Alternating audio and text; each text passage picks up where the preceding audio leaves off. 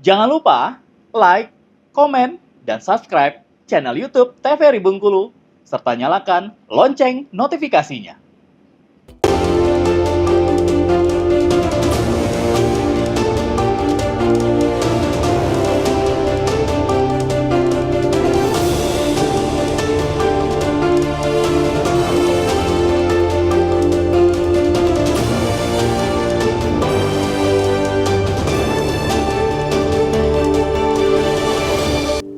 Terima kasih pemirsa TVRI Bengkulu, Anda kembali menyaksikan Berendo masih bersama saya Friko Zuhri, tentu dalam tema kali ini perekonomian menjelang bulan Ramadan. Nah, kalau kita bicara terkait dengan bulan Ramadan, sebetulnya apakah ada kira-kira mungkin produk atau mungkin tren berbelanja gitu yang paling diminati oleh masyarakat sendiri selama bulan Ramadan ini seperti apa gitu Pak? Untuk tren berbelanja masyarakat selama bulan Ramadan. Sebenarnya tren masyarakat selama Ramadan ini ya pertama konsumsi sehari-hari, takjil misalnya kan ya, untuk sore. Dan biasanya mereka ini konsumsi makanan, minuman, sayur-sayuran itu cenderung lebih banyak daripada hari-hari biasa. Yang kedua pakaian, dan mulai pakaian, sandal, sepatu itu mereka pasti rata-rata ingin memiliki sandal, sepatu, pakaian, celana itu yang baru cenderung kan. Bisa satu setel, bisa lebih seperti itu. Maka biasanya pada bulan Ramadan, terutama pertengahan Ramadan ke atas, itu akan menjamur itu penjualan pakaian di pinggir jalan, di mall ataupun di toko-toko seperti itu. Artinya kalau memang masih ke bulan Ramadan tidak hanya pasar tradisional tadi yang ramai, pasar modern juga ramai nanti ya Pak. Pasti ya. Karena memang menyambut dari kemeriahan dari bulan suci Ramadan itu sendiri. Nah biasanya kan kalau bulan Ramadan ini tadi disampaikan sedikit kita bicara soal takjil gitu ya Pak. Karena banyak pedagang musiman. Ini pedagang musiman kadang di pinggir jalan ini cukup banyak kalau memasuki bulan Ramadan. Apakah dari pemerintah Provinsi Bengkulu ada mempersiapkan tempat gitu Pak untuk pasar-pasar berkaitan dengan takjil itu sendiri Pak? Oke, baik, terima kasih. Kalau untuk pemerintah Provinsi Bengkulu, untuk wilayah kewenangan itu ada di Kota Bengkulu, itu Dinas Perdagangan Kota Bengkulu. Dalam hal ini kita sebagai provinsi sebagai pengawasan, yang mana tempat para pedagang-pedagang musiman yang menyambut bulan suci Ramadan untuk melakukan kegiatan jual beli, dalam arti kata jual beli makanan-makanan takjil, itu mungkin sudah dipersiapkan oleh pemerintah Kota Bengkulu.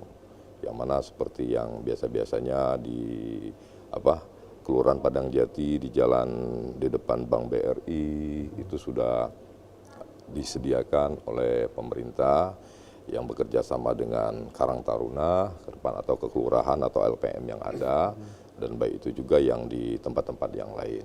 Dan khususnya kalau Provinsi Bengkulu, ya dari Dinas Pendidikan dan Perdagangan Provinsi Bengkulu, itu kita tetap nantinya akan selalu mengikuti rencana kegiatan Gubernur Bengkulu melakukan safari Ramadan, yang mana kita tetap membuka pasar, yaitu pasar murah, yang dalam arti kata bukan berdampak untuk menyaingi pasar-pasar yang ada di kabupaten tersebut. Kita memberikan keleluasan dan kewenangan masyarakat untuk dapat berbelanja murah, yang mana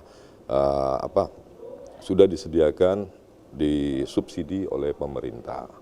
Itu hanya Pak Riko. Jadi selama bulan suci Ramadan tadi dengan adanya safari gitu ya Pak, ini juga membuka peluang untuk masyarakat gitu ya. Salah satunya dengan berbelanja di pasar murah itu sendiri. Nah kalau tadi juga berkaitan dengan pasar murah akan ada sidak ke pasar selama safari Ramadan, apakah juga akan ada pengawasan bagaimana keamanan? Ini pasti juga menjadi perhatian ya dari pemerintah. Seperti apa Pak kalau untuk pengawasan keamanan ini? Oke, baik.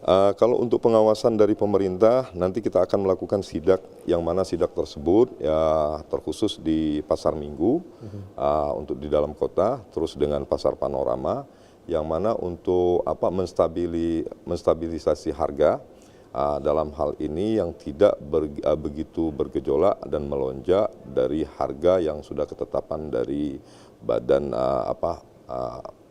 Bapanas ya, yang sudah disesuaikan oleh Badan Penanaman Nasional itu, yang mana kita mengawasi dalam hal ini, dan kita juga melakukan sidak tersebut bersama Satgas Pangan dari Polda, bekerja sama juga dengan OPD-OPD yang terkait seperti Biro Ekonomi, di terus Bulog, terus juga dari Dinas Keswan dan Ketahanan Pangan untuk menstabilisasi harga dan juga mencegah adanya terjadinya monopoli yang ada penumpukan barang yang berakibatnya masyarakat sulit untuk menjangkau pembelian barang kebutuhan pokok untuk wilayah umumnya. Ya, artinya akan ada pengawasan ketat gitu ya, Ya, untuk bisa betul. mengawasi bagaimana kegiatan perekonomian ada di pasar. Nah, bagaimana untuk pengaruh Ramadan sendiri Pak sebetulnya terhadap kegiatan ekonomi informal, apalagi kalau kita melihat mungkin untuk pedagang-pedagang kaki lima. Apakah ini ada pengaruh sendiri untuk perekonomian dari pedagang kaki lima di sektor perekonomian informal itu sendiri dalam bulan Ramadan?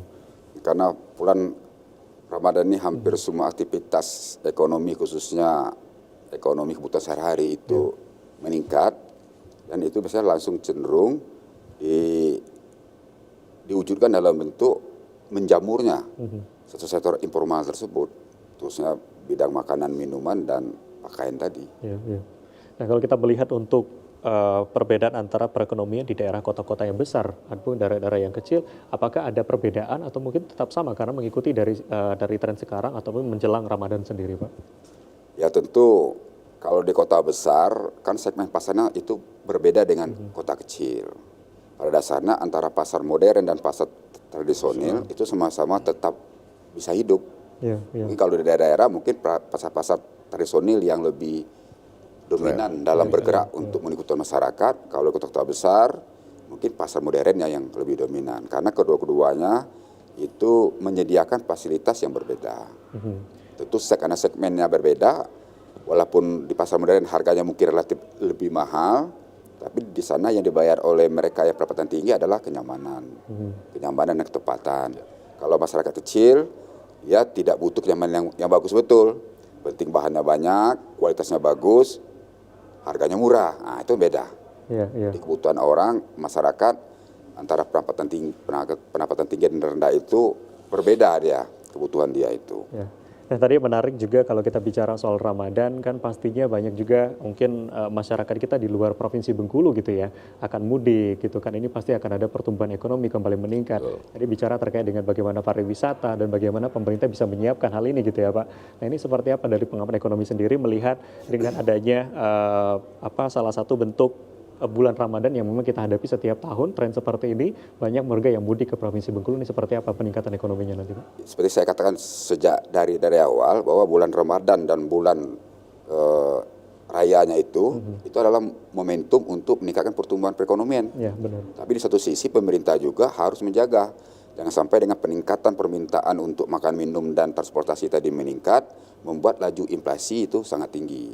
Okay. Maka pemerintah harus menjaga bahwa target inflasi jangan sampai lewat dari tujuan yang mereka tetapkan seperti itu. Ya, jadi memang harus terpenuhi semuanya gitu ya Pak. Maka nanti seperti transportasi sudah harus ditetapkan berapa harga tertinggi, tiket pesawat, tiket mobil, tiket kapal dan sebagainya.